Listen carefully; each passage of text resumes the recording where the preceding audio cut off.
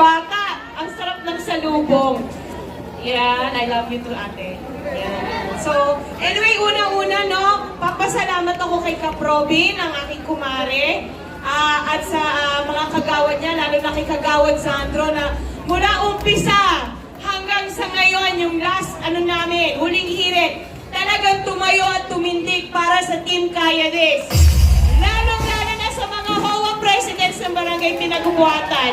Mula umpisa hanggang dulo, maraming salamat. Talagang pinakita niyo yung full support sa Team Kaya This. No, mahal din namin kayo. Anyway, sinong first time akong nakita? Oh, ay mga bata. Tayo ate. Pag tayong dalawa na lang mag-usap. Hindi, joke lang. Happy tayo, happy vibes para pag-uwi natin, maaalala niyo ang isang Ate Sara at ang Team Kaya This. Yan. So, sino naka-attend ng medical mission namin dito? Kasi tatlong ulit ko binaba. Tatlo ba o apat? Mga konsi, tatlo ba o apat ang medical mission? Tatlo? Tatlong medical mission ang binaba ko sa Barangay Pinagbuhatan. Ganyan kayo kalakas sa akin, no? May binayaran po ba sa medical mission? Libre, no? May kasama pang haircut, mani-pedi, pag-imasahe, complete package binigay namin para maramdaman ng bawat isang taga-Pinagbuhatan kung paano mag-alagang isang Ate Sara at kung paano mag-alaga din ang Team Kaya This. Pero syempre, ang gusto natin, ang pangarap natin para sa Pasig, magkaroon ng isang dekalibreng ospital. Katulad ng sinabi ni Consi Junjun, yung ospital na gusto tayo natin, zero billing ang mangyayari. No, walang babayaran. Yan ang pangarap natin. At syempre, totoo ba yung chismis? Gusto ko manggaling kasi sa mga taga-Barangay Pinagbuhatan. Pag kayo ba na ER, totoo po ba ang sumasalubong sa inyo, monoblock, tapos doon kayo isuswero? Sige. Galit? Ayan o, may mga vlogger o. Bababash kayo. At least hindi ako. Hindi, joke lang. Hindi, yun yung ina-address lang natin kung ano yung mga tunay na issues na nangyayari talaga sa Pasig. So, sinasabi nyo na monoblock talaga ang nakasalubong. Nakakalungkot lang kasi diba, may sakit na kayo, pahihirapan pa kayo. No? Pero pag kami ang pinalad at naipatayo natin yung ospital na yan, hindi na monoblock ang susundo sa inyo, kundi kama na at may doktor kaagad na mag-aasikaso sa inyo sa inyo.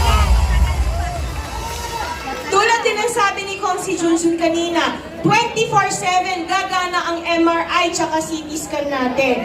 Pati laboratory meron na. At higit sa lahat, ang gamot hindi na kailangan bilhin sa butika. Dahil mismong ospital meron na, hindi na kayo mamamroblema, no? Lahat yun nasa loob ng ospital. Sasabihin nyo, si Ate Sara nangangako, 2 years lang maitatayo yan. Kayang-kaya yan. Bakit? Siyempre bilang isang developer-builder, alam namin kayang-kaya gawin yan in 2 years time. Pero huwag kayong mag-alala, hindi po ako ang mangungontrata niyan. Bawal po. Sa batas, bawal po yan. Pero 2 years, kayang-kaya namin na maipatayo yung ospital. Dahil kaya this! Isa pang chismis na gusto kong parang chismosa si Ate Sara, eh. Gusto kong malinaw din sa akin. Yung mga uniform ba ng mga bata, dumating ba? Ha? Dumating ulit. Late? Advance para sa next year. O, diba? Nakakalungkot. Siyempre, nanay ako. May 4 akong anak. Talagang bago magpasukan, gusto ko kumpleto ang gamit, kumpleto uniform, kumpleto sapatos, PE uniform, hanggang payong, tsaka raincoat, kumpleto dapat. No, napipilitan tayo bilang nanay minsan na mangutang, manghiram ng pera, mag 5-6, o di kaya minsan yung ATM na isasanla. Tama, di ba? Bilang, alam namin yon kasi syempre ang isang Ate Sara, hindi naman kaagad ganito ang buhay namin. Napagdaanan din namin kung anong pinagdadaanan ng karamihan. Minsan nga, sa 4 kong anak, may promissory note pa ako sa school dahil hindi ko kayang bayaran yung tuition fee. No? So yan, nakakalungkot. Pero kung naniniwala rin kami ng Team Kaya This. Bago magpasukan, nasa sa inyo na yung uniform at mga gamit ng mga anak nyo. Dahil bilang nanay, alam natin kung ano mga priorities, di ba? Tama? Dapat nga ang mga nanay, sila ang humahawak ng pera, di ba? Dahil magaling tayo mag-budget. Parang si Kuya lungkot. Pero di ba may kasabihan, happy wife, happy life. Mga tatay dito parang iba yung mukha no? Baka hindi na ako makakauwi no? Hindi, joke. Hindi, totoo po yun. Kaya sana naman, babae naman, no? Isa pa, sinong walang bahay dito? Dami.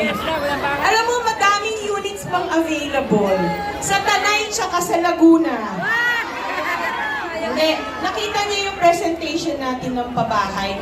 Siyempre, pangarap natin, pag nagpatayo tayo ng pabahay, ang mga Pasigenyo ang priority. Pangalawa, dapat kung dito kayo sa Pasig nakatira, dito pa rin kayo sa Pasig titira. Hindi kayo lalayo, no?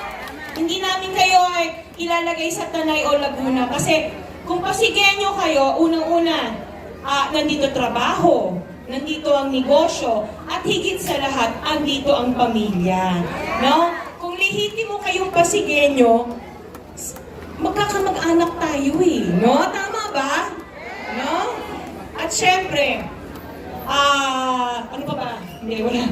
Kung gusto nyo nga, madami kaming pangarap para sa Pasig, no? Kaya lang kung i-discuss namin lahat yon, pwede ba hanggang alas 3 tayo na madaling araw? Hindi. Siyempre gusto namin malaman nyo kung ano yung mga plataforma namin. Ito lang yung tatlong na nabanggit namin. Pwede kayong pumunta sa Ate Sara Diskaya page sa FB or Kuya Curly Loves Ate Sara. Nandun lahat ng plataforma na gusto na o pangarap ng Team Kaya This na gusto namin mangyari para sa Pasig, no? Yung mga pangarap namin, hindi yun yung langit at lupa ang pinapangako namin. Ang pinapangako namin, o hindi kami nangangako, o pangarap namin, yung kayang-kayang gawin. Katulad sa mga seniors natin, mga lolo't lola natin, no? Siyempre, mahal ko mga seniors. Di ba ang sabi ni Consi Willie, gusto namin yung mga maintenance medicines nyo, i-deliver sa bahay nyo mismo. Hindi nyo na kailangan pumunta ng health center. No? Okay ba sa inyo yan, nanay? No? Kasi syempre, may gamot pa sa health center. O yun. Hindi, ito i-deliver na sa bahay nyo mismo. Sasabihin nyo si Ate Sara nangangako na naman. Hindi po. Kasi sa Makati at sa Taguig, ginagawa na po yan. So hindi po masamang manggaya, di ba? Basta na ihahatid ang serbisyo sa bawat Pasigenyo. Kaya barangay Pinagbuhatan, ako po si Ate Sara, isa akong nanay na nagtataguyod ng 4 kong anak. Isa din akong babae, nagsumikap din ako, naging isang empleyado din ako, nakatulad na karamihan ng mga Pasigenya dito. At isa pa, negosyante ako, napalaki namin ang negosyo namin. At, ano doon, 99% ng aking empleyado, Pasigenyo. Na ang pangarap ng Team Kaya This, pag kami ay palarin, sa City Hall mismo, no? Ang trabahador doon dapat 100% mga Pasigenyo. Hindi taga... Galit? Oh, yun. Hindi. Ang paniniwala ng Team Kaya This, magagaling ang mga Pasigenyo, no? Hindi lang nabibigyan ng opportunity.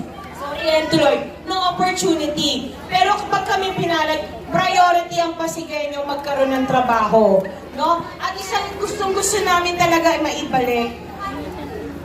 Tandaan yung mga... Pasan nyo na yung resume nyo. Hindi. Ang isa pang pangarap namin is talagang makapagmaramdaman ng bawat Pasigenyo ang serbisyo. No? At isa pa, gusto namin maibalik ang People's Day. Kung saan nagkakaroon ng ugnayan ang mga tao sa punong lungsod. Para nakakausap nyo kami na nalalaman namin kung ano ang problema. Di ba? Tama po ba yun? Yan.